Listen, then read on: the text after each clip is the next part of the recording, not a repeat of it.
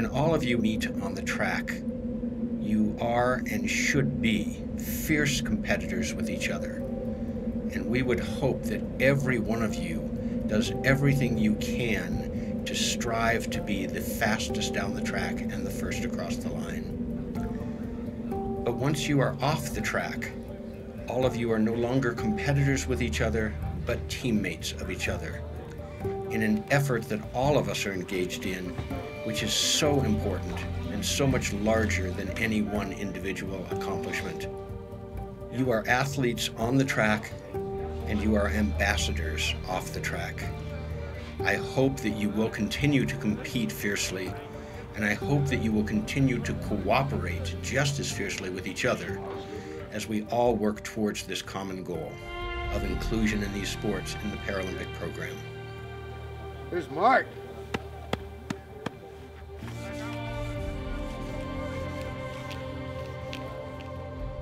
I was a paratrooper with the 3rd Battalion in the Australian Army.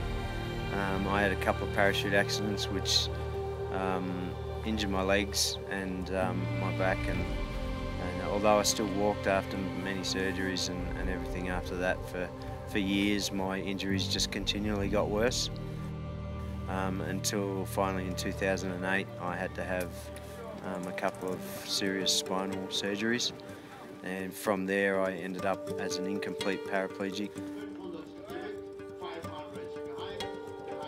In Afghanistan we were on a patrol, and walked on the wrong bit of ground and caused a few roadside bombs, and lost the old leg and most of the hand, and sort of smashed up a fair few bones in the other arm as well. When you sort of first lose a leg and you're a little bit sort of down in the dumps and you don't quite know what you can do or what you can't do, and your life becomes a little less energetic than it was before, but you've got these opportunities to sort of carry on, and it gets you back on your feet, and it makes you realise that there's a lot more that you can do, regardless of how many bits and bobs you've lost.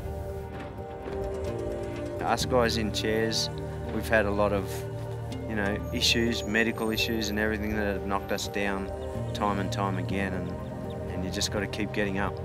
I think that's probably the biggest thing, is just to keep getting up. I went through a few hard years with drug use. The police caught up to me. It ended up being a 3-hour standoff that day. When they found me, they thought that I had a weapon, and they shot me 21 times. So I spent 3 months in a coma, 3 months in recovery, another 3 months in rehabilitation, and I still had my leg, but there was just so much damage that they ended up having to amputate it. It's just overcoming those obstacles. When you lose a limb, you have to work harder to do the same thing that able-bodied people take for granted, and so it's just pushing past those barriers and really taking accountability and saying, you know what, just because I'm missing a limb doesn't mean that I have to slow down. I can still live my life to the fullest and do what you can do too. There's more disabled people who are actually able-bodied than what I am, because people get that mentality of they can't do things, and we just want to show the world that nothing's impossible and you can achieve all your dreams. I've been in a wheelchair now for 10 years, and it happened July 19th on 2004. I was doing base jumping, and it was my 1100th base jump, and I wanted to do something special so I could remember that jump.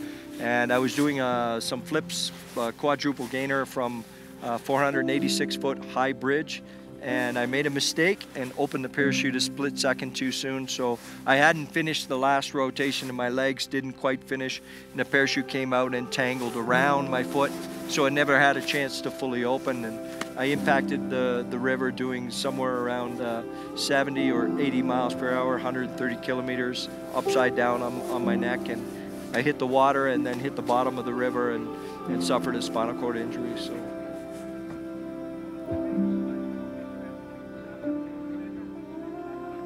My disability came about when I was in a motorcycle accident when I was 18 years old. A truck pulled out in front of me making a right turn on red. I got sucked under the car and it literally ripped my leg in half right at the accident scene. And if it wasn't for an off-duty officer at the time that was able to immediately wrap a belt around my leg, I wouldn't be here. There's multiple opportunities for people to come out, check out the sport, see if it's a fit for them, see if they can handle the G-forces, see if they can handle the pressure, the adrenaline, and the speeds that we undertake on every racetrack we go down. It is a crazy sport, but it's there's nothing really that can be missing from your body that can prevent you from doing it. You need to be mentally tough and be able to prepare properly, control the emotions, control the anxiety, and focus. And if you can do that, then the physical part of it you can train very easily. Everybody can train to get stronger, to get better. But the hardest part is mental toughness and being able to focus at the perfect time and mentally peak. So we all have some ups and downs, but we need to be able to wash out all the bad and focus only on the good, especially on race day.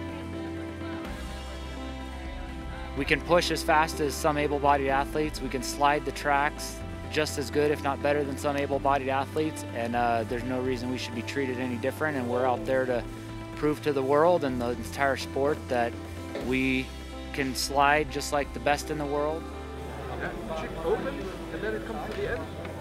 A lot of times with sports, it's so competitive that that there's no camaraderie between your teammates. But because the sport is so new, it's really great to get to know the other athletes. I think the next couple of years, you know, it's going to quadruple in numbers. Like, we're going to have more and more athletes seeing what we're doing and want to come and experience what we're doing and get involved. Get some! I'm going to get some! Start Steven, start flat, back is clear. I love Australia! But I love you! We become really close friends, and there's times where after the training or before the training that as a group of athletes we'll sit down and discuss the track, and one guy will say, hey, this corner and the horseshoe, I found that if I do this it works really well, or you know, oh, I've had trouble in this corner, what do you do? And we share those experiences, we share what works and what doesn't work.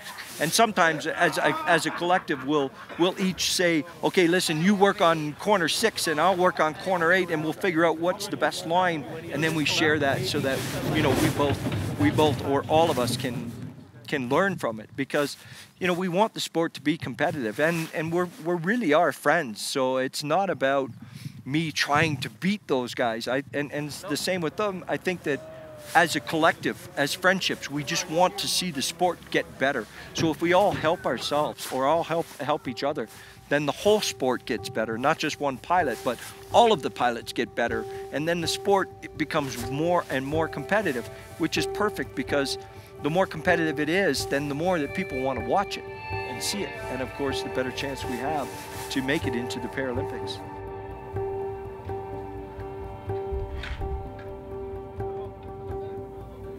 Number 1. Let's do it.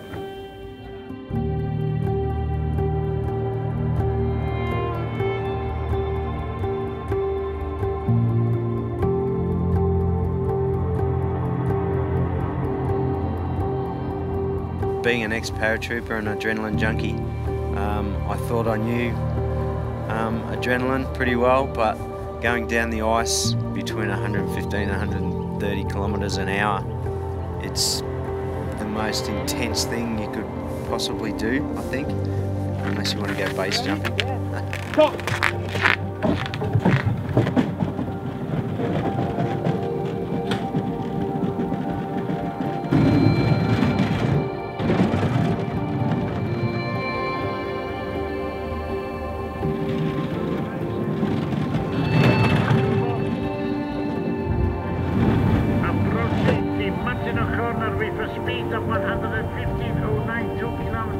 I've had a lot of people ask me what it feels like inside that sled. For me personally, is absolutely, it's like heaven. I love the speeds. I love the fact that not only do we have really, really high speeds, but the actual steering involved to go through the track is so minute and it's so delicate. So you have these two opposites with high intensity and high speeds and adrenaline rush, but at the same time you need to keep your hands very quiet and very soft to make it through the track clean. If you start turning too hard and too fast, then you're starting to bang off the walls and crash and all that stuff. So it's both of those things together, where you have this high intensity and speed, and then this mental calmness that you need to focus and drive very soft and quiet. Go, Matt. Go! Go!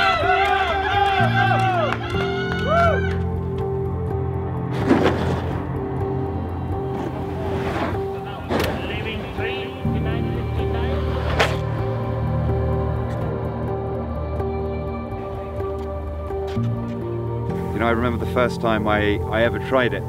I thought this is a bit of a crazy sport. I didn't really know how to control the sled. I didn't really know what I was doing. I didn't know the course. But the more you do it, the more it becomes natural. And there's a lovely moment where you go down a run and you do it perfectly. And at that point, there's no greater feeling.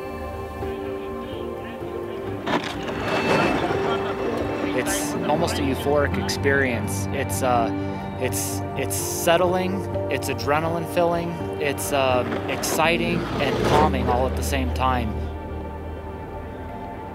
There's nothing in the world that I've ever done that's like being on a skeleton sled. It's almost like flying. That's the closest thing that I can compare it to is flying, because you're moving so fast and there's nothing but just you and the sled and the air flying by your head. It's an amazing experience. It's awesome.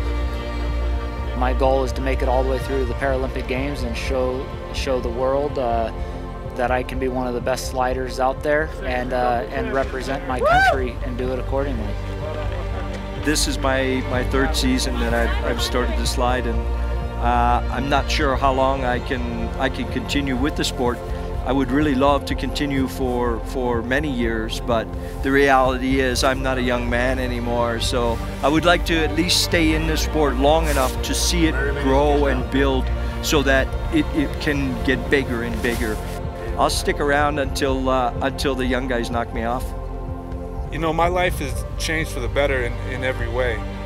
You know, if I would have known life could have been this good, and they said, give me your leg and your life can be this good, I would have let them have it a long time ago.